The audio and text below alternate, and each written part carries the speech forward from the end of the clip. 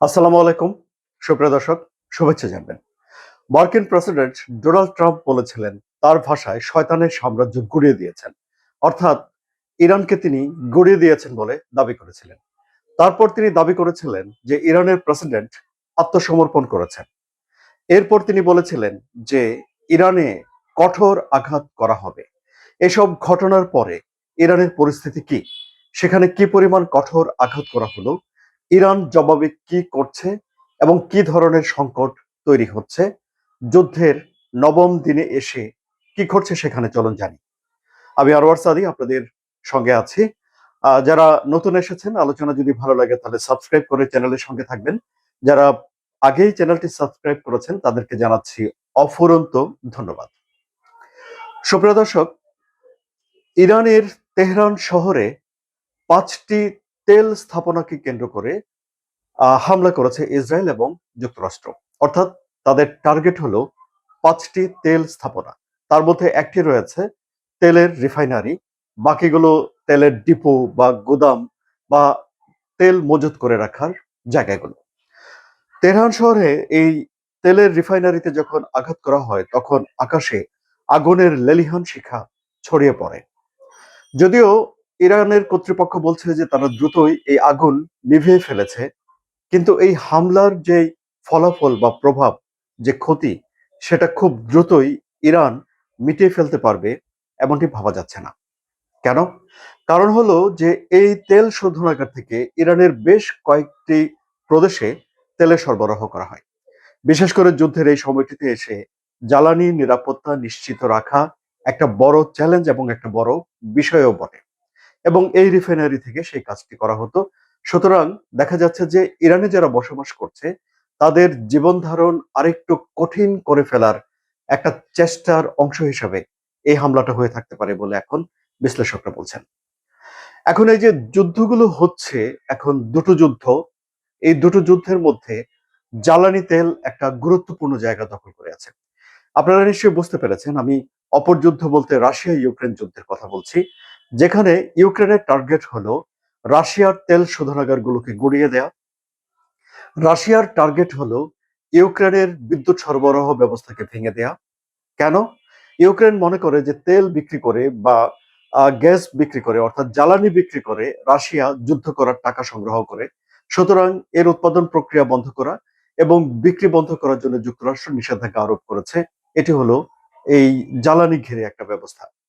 আবার ধরুন রাশিয়া মনে করে যে যদি বিদ্যুৎ সরবরাহ ব্যবস্থা ভেঙে ফেলা যায় তাহলে তাপের সরবরাহ ভেঙে যাবে এবং ইউক্রেনের মানুষজন পরিমরি করে ইউরোপের দেশগুলোতে চলে যেতে চাইবে। নতুন করে শরণার্থী নেওয়ার মতো অবস্থায় ইউরোপের লোকজন নেই বিবেচনা করে রাশিয়া ভাবছে তাতে করে ইউরোপের সঙ্গে ইউক্রেনের একটা দূরত্ব তৈরি হতে পারে।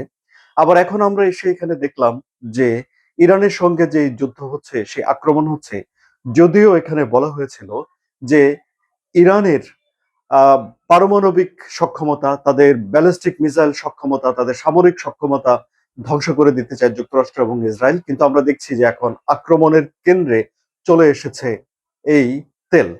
আবার ধরুন ইরান যে ব্যবস্থা নিচ্ছে সেখানেও ইরান হরমুজ প্রণালী বন্ধ করে রাখার যে প্রক্রিয়া চালিয়ে যাচ্ছে তাতে করে তেলের সরবরাহ বিঘ্নিত হবে এবং তাতে করে বিশ্বজুড়ে তেলের দাম বাড়তে থাকবে এবং এর কুফল বিশ্বের বিভিন্ন দেশকে ভোগ করতে হবে। সুতরাং দেখা যাচ্ছে যে অলিখিতভাবে হলেও দুটো যুদ্ধের মধ্যে গুরুত্বপূর্ণ জায়গা হয়ে যাচ্ছে এই জ্বালানি এবং একে ঘিরে বিশ্বের বাকিদের জ্বালানি নিরাপত্তার ভাবনাগুলো। কুয়েত এরই মধ্যে বলছে যে তারা তেল উৎপাদন কমিয়ে দেবে। কেন? কারণ যে পরিমাণ উৎপাদন করছে তারা সেগুলো রাখার আর জায়গা নেই, তাদের গোডাউন ভরে গেছে। কেন ভরে গেছে? কারণ তারা এই হরমুজ প্রণালী দিয়ে নিজেদের উৎপাদিত তেল বিশ্বের অন্য কোনো দেশে বিক্রি করে পাঠাতে পারছে না। ফলে এখন এটা একটা অচলাবস্থা সেখানে তৈরি হয়েছে। আর এই যে মার্কিন প্রেসিডেন্ট ডোনাল্ড ট্রাম্প যে ঘোষণা দিয়েছিলেন, বলেছিলেন যে আহ, ইরানের প্রেসিডেন্ট মাসুদ পেজেশকিয়ান তিনি আত্মসমর্পণ করেছেন বা তিনি অনেক কঠোর আঘাত করবেন। এর জবাবে আমরা দেখতে পাচ্ছি যে বিভিন্ন জায়গাতে মধ্যপ্রাচ্যের মার্কিন যে স্বার্থ সেখানে হামলা অব্যাহত রেখেছে ইরান। বিশেষ করে কাতার, কুয়েত এবং সৌদি আরব সেই হামলা প্রতিহত করেছে বলে জানাচ্ছে। সুতরাং এখনো মধ্যপ্রাচ্যের অবস্থান খুবই খারাপ। এখনো মধ্যপ্রাচ্য আহ টান টান উত্তেজনার ভিতর দিয়ে যাচ্ছে এবং যুদ্ধ পরিস্থিতি সত্যিকার অর্থে খারাপের দিকে যাচ্ছে।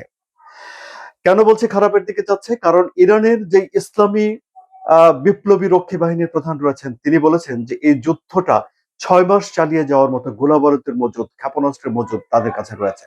অর্থাৎ তারা নির্বিঘ্নে 6 মাস এই যুদ্ধ চালিয়ে যেতে পারবে বলে এক ধরনের ঘোষণা দিয়ে রেখেছে। কিন্তু সমর বিশ্লেষকরা বলেন যে মার্কিন প্রেসিডেন্ট ডোনাল্ড ট্রাম্পের দীর্ঘমেয়াদী যুদ্ধ করার মতো তার ধৈর্য বা মনোযোগ এর একটু ঘাটতি রয়েছে। তিনি চান যে সহজেই আক্রমণ করে সহজে জয়লাভ করে ফেলার জন্য। কিন্তু এখানে দেখা যাচ্ছে যে ইরানের আসলে সেই সহজ যুদ্ধ, অল্প সময়ের যুদ্ধ নয়, তারা বরং দীর্ঘমেয়াদী যুদ্ধের বিষয়টি পরিকল্পনা করছে। এবং যদি সেখানে যুদ্ধ দীর্ঘমেয়াদী হয় এবং এর প্রভাব যদি তেলের উপরে পড়তে থাকে, তেলের সরবরাহ যদি কমে, এভাবে চলতে থাকলে কাতারের যে মন্ত্রী বলেছিলেন যে 1 ব্যারেল তেলের দাম $150 হয়ে যেতে পারে। এবং এরকম হলে সেটি বিশ্বব্যাপী দুর্ভোগ বয়ে আনবে। এই হলো পরিস্থিতি। সবকিছু তো শুনলেন। আলোচনা কেমন লাগলো?